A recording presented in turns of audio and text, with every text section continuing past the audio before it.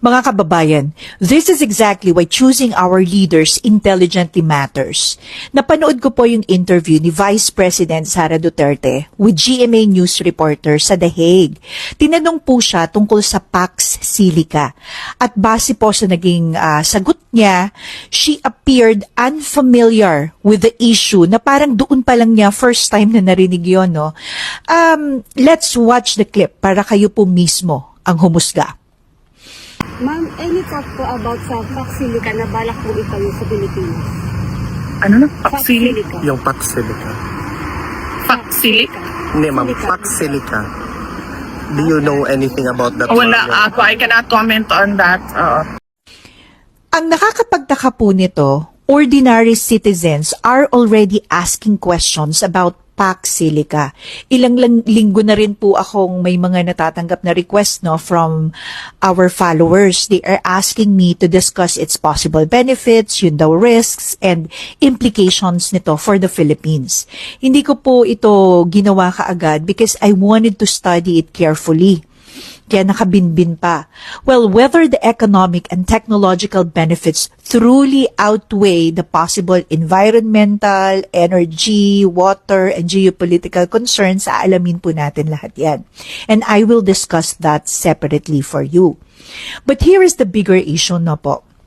Habang yung ordinary na mamamayan ay naku-curious, nagbabasa, nagsisikap, umintindi ng isang major international development that could possibly affect our economy and national security, bakit po parang yung isa sa pinakamataas na opisyal ng bansa ay hindi man lang familiar dito? Our leaders do not need to know every technical detail. Pero po, they should at least be aware of major initiatives involving technology. Semiconductors, artificial intelligence, yung foreign investment, energy, and then syempre yung national security. These are not trivial matters. These are the kinds of developments that could shape our country for decades. And this is where voters must become brutally honest with themselves. Why are some people already framing so hard to place Sara Duterte in Malacanang in 2028? Beyond the family name, political loyalty, anger toward her opponents, and emotional attachment, what exactly does she offer the country? What is her clear economic vision? What is her position on emerging technology? What is her strategy for jobs, education, healthcare, investment, energy security, and foreign policy? And what can she genuinely deliver po that other more prepared, informed, and competent leaders cannot? Hindi po sapat yung tapang-tapangan, no? Hindi rin po sapat ang popular na surname. Hindi rin po sapat yung pagiging galit mo sa kalaban.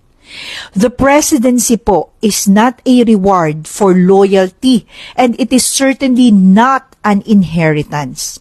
So please, for the sake of our country, let us stop treating elections like fandom. Choose leaders who study the issues, understand global developments, surround themselves with competent people, and place national interest above personal and their political survival. Excuse me. Now, ask yourself honestly, ano ba talaga yung gusto mo para sa Pilipinas? Then ask the harder question. May malinaw po bang ebidensya na kayang ibigay ni Sara Duterte ang hinahanap mo?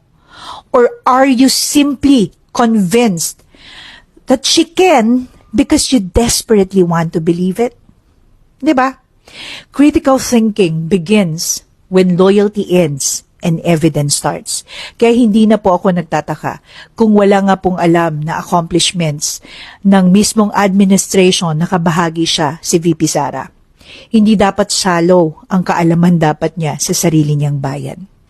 So kabayan, sana po gumising ka na.